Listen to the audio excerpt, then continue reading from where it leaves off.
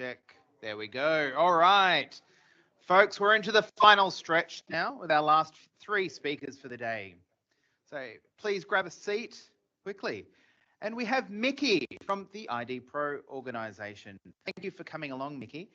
IDPro, like the IDSA, is another not-for-profit organisation aiming to bolster our industry. So looking forward to everything you have to say today, Miki. Thank you very much. Can you all hear me? Good.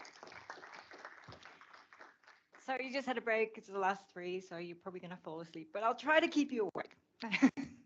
So I'm Miki Brotzler. I'm the current chair of the board of IDPro. I'm also in my day job where I actually get paid. I work as a product manager of customer authentication at NAB. So IDPro is a volunteer organization, and I'll tell you a little bit more about it. So IDPro is an international organization that was founded in 2017 by a group of industry champions who recognized the need for a community, it's okay, where identity professionals could truly belong, network, and share knowledge. So our founders envisioned a space that not only provided a voice, but also gave identity practitioners a distinct identity, pun intended.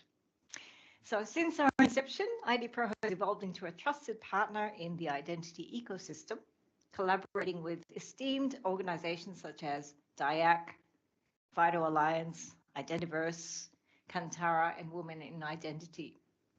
Alongside our individual members, we proudly count various corporate members from the realms of identity, technology, and affiliated sectors among our community. At IDPro, our mission is clear: to foster ethics and excellence in the practice and profession of digital identity. While there are indeed other organizations and groups that do this sort of thing in the space, what sets IDPro apart is our unwavering focus on supporting individual professionals and nurturing budding practitioners. We provide a welcoming home for identity professionals to connect, to learn, and grow, while also amplifying their voices and contributions within the identity. Now, something that came up in the meeting I had this morning was this term capacity planning, and that's a key thing. So we have lack of resources in the identity industry, and this is what we want to help nurture. Yeah. So IDPro provides 3 main areas of focus and value. The first is our body of knowledge, or BOK, and this is available to members and to the public alike, which is a compendium of curated articles written by industry experts, intended to form the basis of robust learning and certification. We also received a grant recently from the AWS so that we could translate the BOK into Spanish, and we hope to do more with different languages from there on. Now, we are also always on the lookout for new authors to write articles. So if you're interested, please contact us, especially in the areas that are foundational, because when you ask people to write things, they want to write something that they're, really experts on or something really cool. But we do need foundational knowledge for these budding people.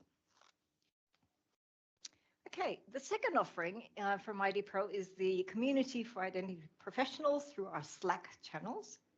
Also newsletters, webinars, and events. So our Slack channels have provided members the ability to connect quickly with others, to share and discuss ideas, and in many cases find solutions to problems they may have encountered in their daily practice. So you can always go online and say, I have this issue with this technical problem. Does anyone have any good ideas? And you usually get a response very quickly. The third offering is CIDPRO, our certification program. So I'm going to talk a little bit more about CIDPRO at the end of this presentation. Now, I will talk about the skills survey. So identity management is a fundamental component of security, privacy, and user experience. Without any measure of the diversity, the goals, interests, skills, and trends among identity professionals and the enterprises that employ them, however, we have no hope of efficiently and purposefully improving our industry, and that's very important. So as a result, IDPro created the skills survey in 2018 to assess the goals, the interests, and skills of identity professionals and it's actually open to all identity practitioners, not just the members. Each year, we expanded the survey to examine individual and employee priorities, as well as inclusion and diversity within the IAM industry. The results and summary are published and made available to members and also presented in various conferences. So let's delve into the journey to proficiency in the world of identity. According to the data collected by IDPro over several years, this journey is not a sprint, it is a marathon, marked by evolution in our feelings of confidence and the development of a comprehensive skill set. As revealed by the surveys, practitioners tend to undergo a significant shift in confidence level over the years. Early stage professionals often overestimate their skills. Yeah, they want to get jobs, fine. Well, veterans tend to underestimate theirs. This trend is quite fascinating. For instance, those with just 2 years of experience may feel they know very little or enough, while those with 7 or more years might feel they don't know anything at all. Okay. So let's look at some insights from past surveys. So in 2018, in our first survey, we start to see the trend that IAM practitioners struggle with the complexity of the industry, including the ability to feel proficient in their field. This is the imposter syndrome, and I still feel that too. I feel like I don't know anything and I'm standing here. But with over 50% of responders indicating it took them anywhere from 2 to 10 years to feel proficient, and 35% said it took them 5 to 10 years. The journey for practitioners is a long one. This was not a surprise given the lack of vendor-neutral training materials. Most practitioners start learning identity management by learning a single product, and then another, until they can abstract what they have learned into the larger discipline of identity management. 2019, a majority of practitioners reported having experience in 5 major areas of identity management. So that's multi-factor or strong authentication, web access management and/or federation, user provisioning and lifecycle management, directory services, and role management and/or role-based access control. So let's explore the intriguing dynamics between individual practitioner interests and enterprise priorities. Over the years, the surveys have consistently highlighted a misalignment between the two. While this divergence was initially seen as individuals being ahead of the curve, because it's always interesting to take up the latest technology, the recent data paints a slightly different picture. Enterprises traditionally focus on areas deemed essential for their operations, often lagging behind individual practitioners' interests. However, a notable shift has occurred recently with authentication topping both enterprise and individual lists of interests. This alignment presents a rare opportunity for synergy between individual passions and organizational goals. Yet, despite this convergence, there remains a gap in interest, particularly concerning personal identity technologies like SSI, wallets, and verifiable credentials. While individuals find these topics captivating, enterprises have yet to fully embrace them. How often have you spoken about some exciting things and then the stakeholders above you say, well, no, we're not ready for that? This discrepancy raises questions about the untapped potential these technologies hold and the need for closer alignment between individual curiosity and organizational strategy. So 2020 survey results were collected in the early days of the pandemic, but did reflect some of the early impact of COVID. So respondents identified MFA as the top priority for their employers. And I actually won't go into all this, and I can show you, but there were things like practitioners who were still seeking out vendor-neutral training, and people also needed soft skills, not just technical skills, to get ahead in their industries. There were also intersections with adjacent areas of privacy and security, because I remember being in an organization where the security and risk people were completely separate from the identity people, and we kind of had to seek them out, and they really needs to come together. And the enterprise near-term priorities align with individual interest in some areas, like I just mentioned.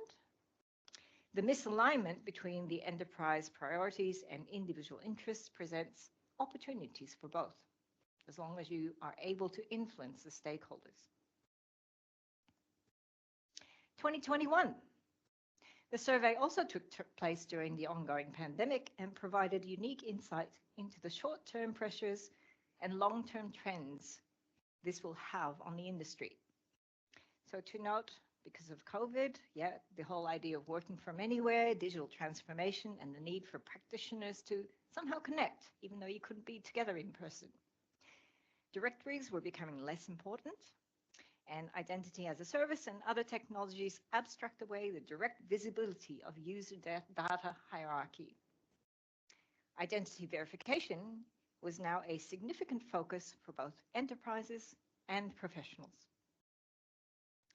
Diversity and inclusivity are important to professionals and enterprises alike. By 2022, identity technologies and solutions have become firmly established as critical digital infrastructure, enabling corporations and governments alike to improve the reach, access, and effectiveness of the supply chains, the products and services, while at the same time enhancing the security and privacy for citizens, customers, workforces, and organizations. Now, let's turn our attention to the strong impact of digital transformation on identity and access management. In this age defined by rapid technological advancement, identity practitioners face a myriad of opportunities and challenges. On one hand, digital transformation unlocks new possibilities, such as the portability of identity and heightened regulatory scrutiny. Individuals gain greater control over their digital identities, while governments and businesses grapple with evolving data privacy and cybersecurity requirements. These developments herald a new era of user-centric identity solutions and heightened awareness of data protection. Conversely, digital transformation brings its share of challenges. The proliferation of personal identity technologies introduces complexities in business models and regulatory compliance. Moreover, the ever-present threat of data breaches and cyber threats underscores the need for robust security measures and proactive risk management strategies. So, navigating this landscape as a practitioner requires agility, adaptability, and a forward-thinking approach. Identity practitioners must stay abreast of emerging trends, regulatory changes, and technological innovations to effectively meet the evolving needs of organizations and individuals alike. Yeah, I think I went ahead, sorry. The 2023 survey was set against a backdrop of economic uncertainty, the after effects of COVID, and significant geopolitical challenges. You saw how the world's going into battle and all sorts of things there. Our digital world simply cannot operate without digital identity. Digital identity is critical infrastructure for the internet. So with this context, the 2023 survey established the following. First, the survey revealed that experienced professionals often feel there's much more to learn than they realize, underscoring the importance of continuous learning and staying updated with industry developments. Secondly, there's a notable interest in personal identity technologies among practitioners, despite limited experience in these areas and tepid enterprise interest. This disparity highlights a potential for innovation and collaboration. Thirdly, there's a shift of focus towards viewing identity as plumbing rather than prioritizing standards development. This reflects a more pragmatic approach to problem solving and optimizing existing solutions to meet business needs. So it's not just about following policies, but working out what works for customers, for users. Fourthly, COVID drove changes in enterprise priorities with an increased emphasis on MFA, multi-factor authentication, customer identity and access management, CIAM, and cloud resource, keep pushing things, Authorization governance. So these shifts underscore the importance of adaptability and responsiveness to changing circumstances. And finally, concerns were raised about knowledge continuity as experienced professionals retire or leave the industry. This emphasizes the need for organizations to prioritize knowledge transfer and retention to sustainably support their digital identity initiatives. Yeah, and often people walk away and there are this single source of knowledge about certain things, and that needs to change. So I'm still going ahead, aren't I? Sorry, reflection. So let's reflect on what we have seen. As we navigate the complexities of digital transformation, it's essential to remain agile, proactive, people-centric in our approach.